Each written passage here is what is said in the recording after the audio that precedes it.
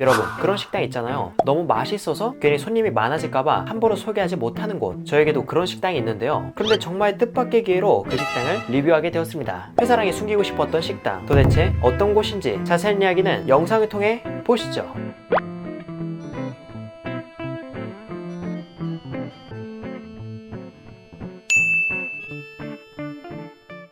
오늘 제가 찾아온 곳은 수원시 영통구에 위치한 해산물 덮밥 전문점 좋은 소식입니다. 이곳은 영통역에서 도보로 20분 정도 소요되며 거리가 상당히 있어 택시를 타고 가는 것도 나쁘지 않다고 생각합니다. 저는 이 식당에 대한 입소문을 듣고 사전 탐방 목적으로 2주 전에 첫 방문을 했었는데요. 그렇게 일반 손님으로서 맛본 이곳의 음식 맛은 정말 훌륭했습니다.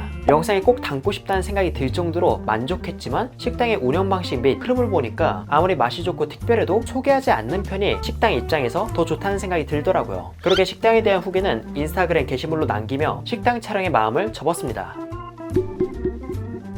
그런데 사장님이 그 게시글을 읽고 식당에 대한 배려와 회사랑 채널에 대한 첫인상이 나쁘지 않으셨는지 흔쾌히 유튜브 촬영을 허락해 주셨습니다.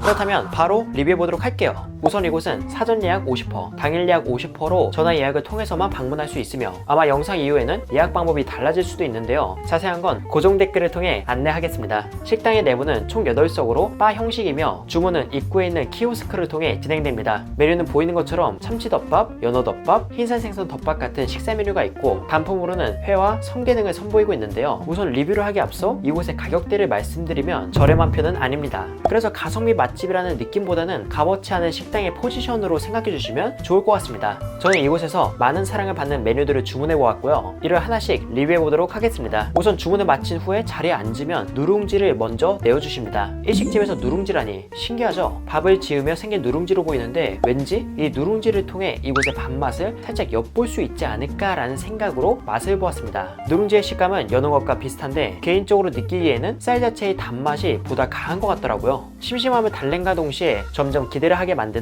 누룽지였습니다. 그리고 잠시 후 장국이 나왔는데요. 장국은 일본 된장과 한국 된장을 배합한 걸로 된장의 단맛과 감칠맛 그리고 시원함까지 느껴지는 맛 좋은 장국이었습니다. 그렇게 누룽지와 장국을 먹다 보니 첫 번째 음식이 나왔는데요. 바로 사케동 대짜 숙성한 연어를 잔뜩 올린 연어덮밥으로 가격은 2만원.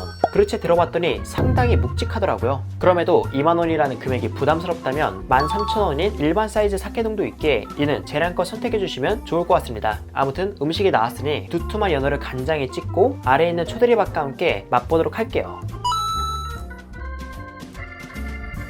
이 연어덮밥 정말 맛있습니다. 연어는 소금과 청주를 첨가하여 숙성을 해서 연어 특유의 냄새는 거의 없고 약간의 간과 지방의 기름짐이 느껴졌고요. 그리고 밥은 불구스름해서 적초를 사용한 양념인 줄 알았는데 화이트 와인과 원당을 이용해 만들었다고 합니다. 그래서 밥을 먹었을 때 적초 특유의 안 좋은 냄새 없이 감칠맛 강한 신맛이 연어의 기름짐을 기분 좋게 받쳐주더라고요. 그리고 밥 자체의 식감도 적당히 찰기가 있고 약간의 씹는 맛이 있는 정도였습니다. 마치 파스타면을 익히는 정도를 조절해 식감을 더하는 것처럼 말이죠. 사실 이렇게 얘기를 들어보면 그냥 신경을 좀 더 쓴 연어덮밥이 아닌가 라고 생각할 수도 있습니다. 그럼에도 제가 이곳의 연어덮밥을 맛있다고 얘기한 건 밸런스가 아닐까 싶은데요. 초대리의 산미, 밥의 쌀단맛, 숙성연어의 기름짐과 감칠맛 이 모든 게 서로에게 최적의 상태로 꾸며져 한 접시에 담긴 듯한 느낌이었습니다. 즉 연어로서 최고의 맛이다, 초대리밥으로서 최고의 맛이다 이런 게 아닌 서로에게 어울리는 맛을 지닌 황금 밸런스인 거죠. 그리고 같이 나온 오이와 무채는 데코의 목적도 있지만 식감을 더해주는 용도로 함께 드셔보시는 것도 추천드리고 싶고요. 이제 다음으로 먹을 건 시루미동. 가격은 23,000원입니다.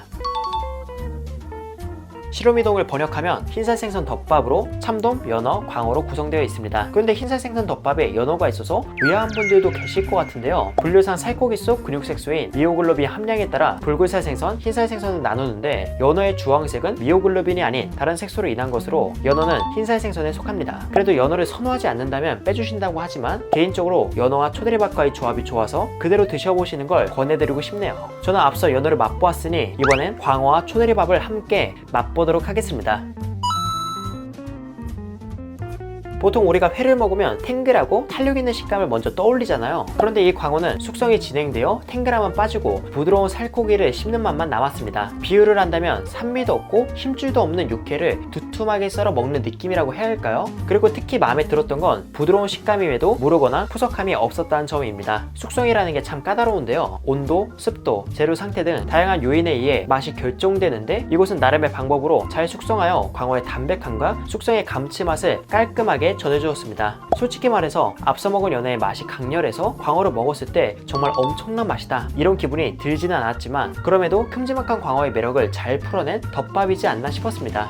그리고 다음으로는 참돔. 두툼하게 썰은 참돔도 초대리밥과 함께 먹어볼게요.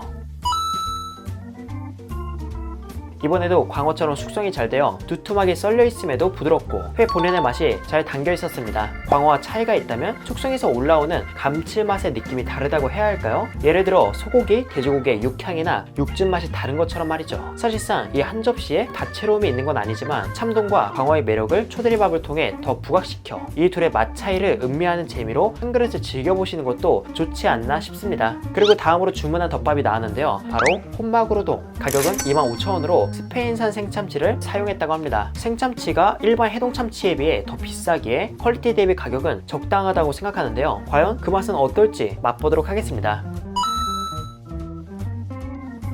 생참치의 경우 얼리지 않아 정말 부드러운 게 특징입니다. 그런데 그 부드러움이 무르고 힘이 없는 질감이 아닌 생선살 무스를 묵처럼 살짝 굳힌 느낌 같다고 해야 할까요? 이걸 밥과 함께 먹으니까 참다랑어의 감칠맛과 산미가 초대리밥에 녹아들듯 신맛의 캐릭터가 두드러지고 강한 감칠맛 또한 강하게 올라오는 게 매력적이었습니다. 참치의 산미에 큰 거부감이 없는 분이라면 드셔보시는 것도 좋을 것 같고요. 그리고 혼마구로동에는 주도로라고 불리는 기름진 부위도 함께 나오는데요. 이게 여기에 있는 밥과 유독 잘 어울렸습니다. 초대리의 산미가 기름짐을 어느 정도 잡아주고 참치의 기름짐이 풍성한 맛을 더해주고 약간의 산미는 감칠맛을 더해주어 개인적으로 속살보다 이 기름진 부위가 이곳의 초대리랑 더 잘 어울린다고 생각했고요. 이렇게 해서 혼마구로동까지 맛보았습니다. 그런데 여기서 주문할 때 보니까 참치가 총 2종류로 규슈 참다랑어라는 메뉴가 있더라고요. 얘기를 들어보니까 일본에서 상을 받은 참치로 그 맛은 방금 먹은 스페인산 참치와 차이가 있다고 합니다. 그래서 저는 사시미 5피스를 구매했고요. 가격은 25,000원입니다. 그리고 여기에 성게까지 추가했으니 이거 한 접시에 32,000원이 되겠습니다. 이렇게 보니까 비싸게 느껴지네요. 아무튼 스페인산 참치와 비교했을 때 5,000원가량 차이 나는 규슈 참치의 맛은 어떨지 바로 보도록 하겠습니다. 일단 식감부터가 다릅니다. 특별하게 이물감이나 질긴 거 없이 부드러운데 보다 탄력 있어 씹는 느낌이 좋더라고요. 그리고 맛은 잡미 없이 참치의 주 매력인 산미와 감칠맛, 담백함에 보다 집중된 느낌으로 깔끔했습니다. 이걸 먹고 다시 스페인산 생참치를 먹어보니 스페인산에서 피비린내가 연하게 느껴지더라고요. 참치에 대해 관심이 많은 분이라면 한 번쯤 드셔보시는 것도 좋을 것 같습니다. 물론 가격에 있어 부담이 될 수는 있겠지만 이곳의 참치는 숙성 작업도 거치고 힘줄도 하나하나 손질로 속살 2점, 주도로 3점 을 내어주시는 거라서 저는 나름의 값어치를 한다고 생각했고요. 아무튼 맛을 비교해볼 수 있어 재밌었던 규슈 참치였습니다.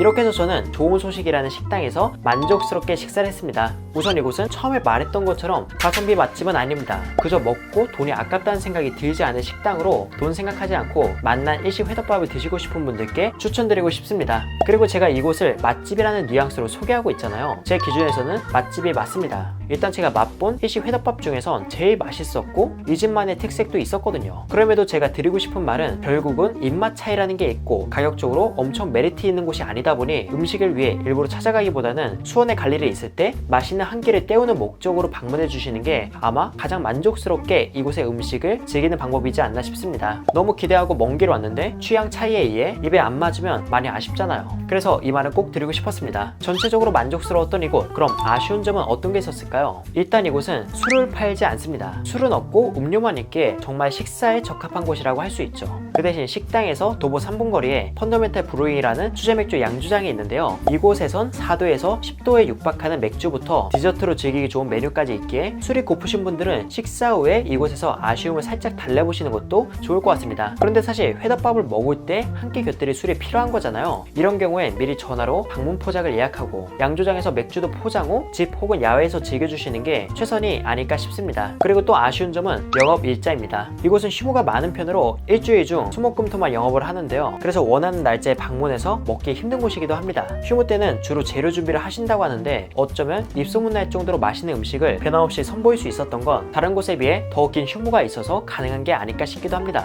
아무튼 좋은 소식은 정말 만족스러운 식당이었고 꼭 소개하고 싶었던 곳이었습니다. 이곳이 비교적 작은 식당이고 본래도 인기가 많은 곳이라 영상에 소개된 이후 예약 전화가 잘 안 될 수도 있거든요. 이에 대해 너그러이 양해 부탁드리며 당장 찾아가지 않더라도 늘 한자리에서 변함없는 음식을 만든 식당인 이곳에 나중에 꼭 한 번은 방문해 보시는 걸 추천드립니다. 그럼 이렇게 해서 회사랑은 인사드리도록 하겠습니다. 그리고 여러분들 안녕.